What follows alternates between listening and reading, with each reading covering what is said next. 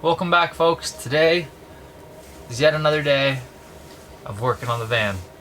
So I think the last thing we left off with, we installed these upper cabinets here. It's been a full 5 days since we were in the van last working on it. And when we finished working on these upper cabinets, we kind of just locked the door and went inside. We didn't really do anything else. We didn't clean up. We didn't put any tools away. I swept the floor. That's about it. So today, I think first things first, we gotta clean some of the tools up out here. You know, figure out where all the tools are, because we got a lot of tools and none of them are where they're supposed to be. So, we're gonna do that. Scary. Technically, it should hold me. Good. Wait, push me back. Let's start cleaning.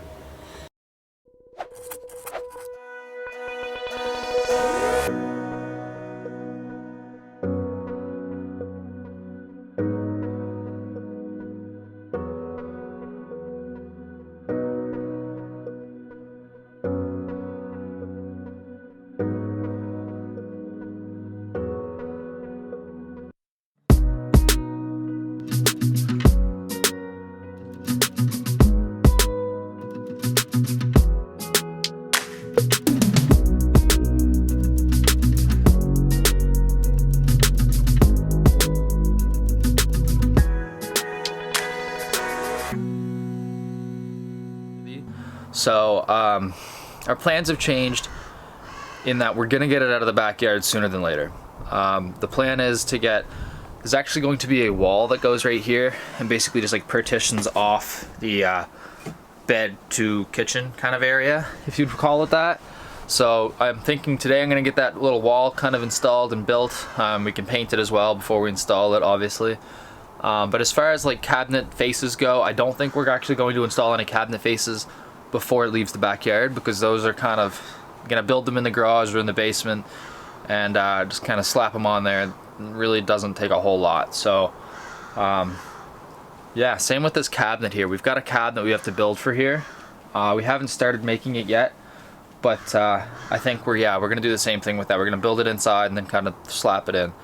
So today I just actually got this fridge box in here. So this is our fridge box. This side right here, this is actually going to be a little bit of a garbage can kind of thing with another switch right here on the side just for our lights that are going to be held right above the door right there. And as you can see here, we've got a cutout so we can access the latch here. So this is actually a double swinging fridge, but it won't actually swing because the box, it hits there. So as you can see on the back side, we also had another cut put in it. So it opens up, it stays open on its own. So yeah, it's a cooler style fridge. It's a 65 liter fridge, so it's pretty big. But yeah, so this is gonna hold everything. So I think the next thing to do here is going to be to put this wall on.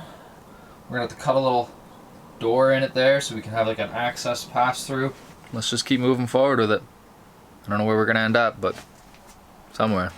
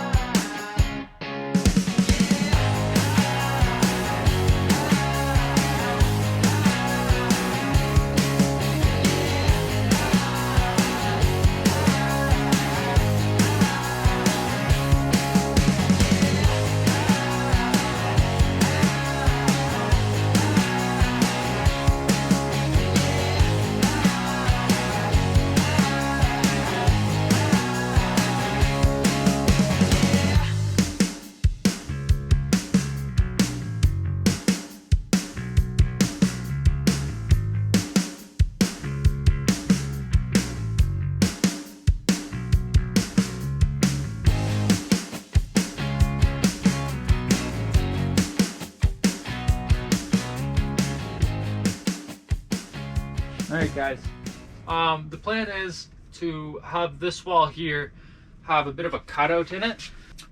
Now looking at it this way, the fridge is where it is.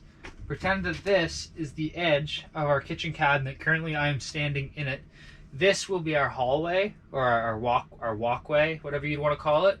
And what Becky and I want to do is we want to put a door here, so that if I don't know what we might ever have, but if there was anything that was ever longer than the distance like under the bed and we wanted to put it in here, say if you didn't want to climb up on the roof and put your skis in the ski box because you were only going for the day, you could just slide them up here. You put something on the floor, moving blanket or whatever, slide your skis right in, and you'll open this door, they'll come through the pass-through. We've got about 10 feet, almost 11 feet from the back doors there to the front of our finished floor here.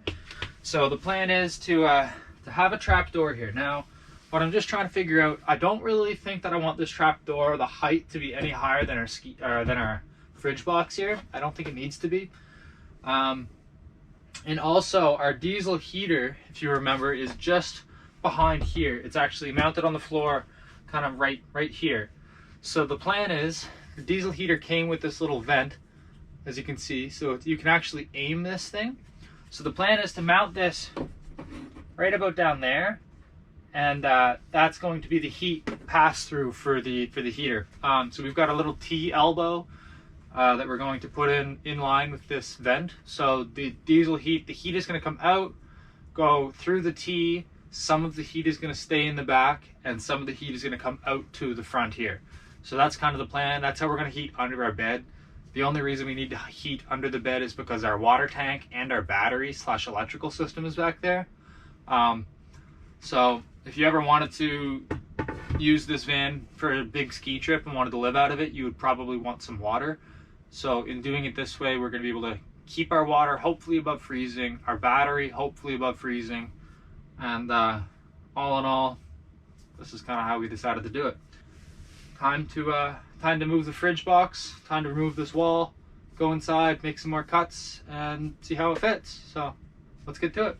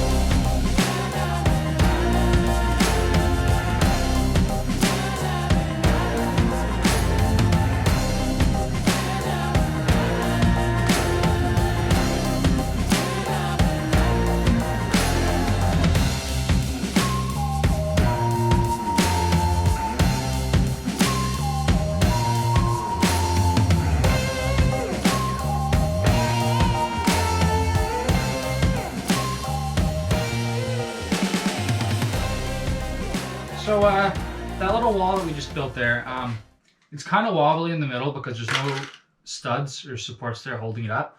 So we've got this piece of metal here, it's just a piece of angle. So because of the 90-degree bend in this, it makes it very hard to bend. So you really just can't bend this stuff. So we're gonna put this on the back side of that wall there just to give it a little bit more rigidity, because it is kind of wobbly just due to the fact that there's no studded frame behind it. We don't need a wall behind it, it's really not structural, but if you were to lean against it or anything like that, we just don't want it to bow.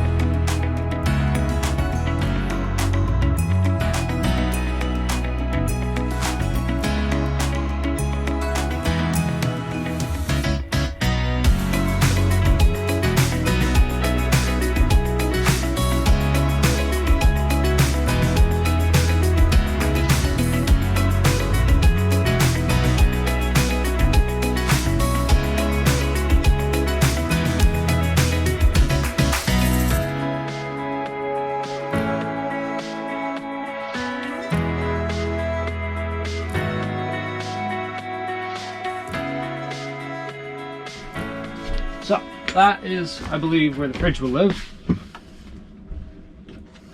That is our cutout, our pass through.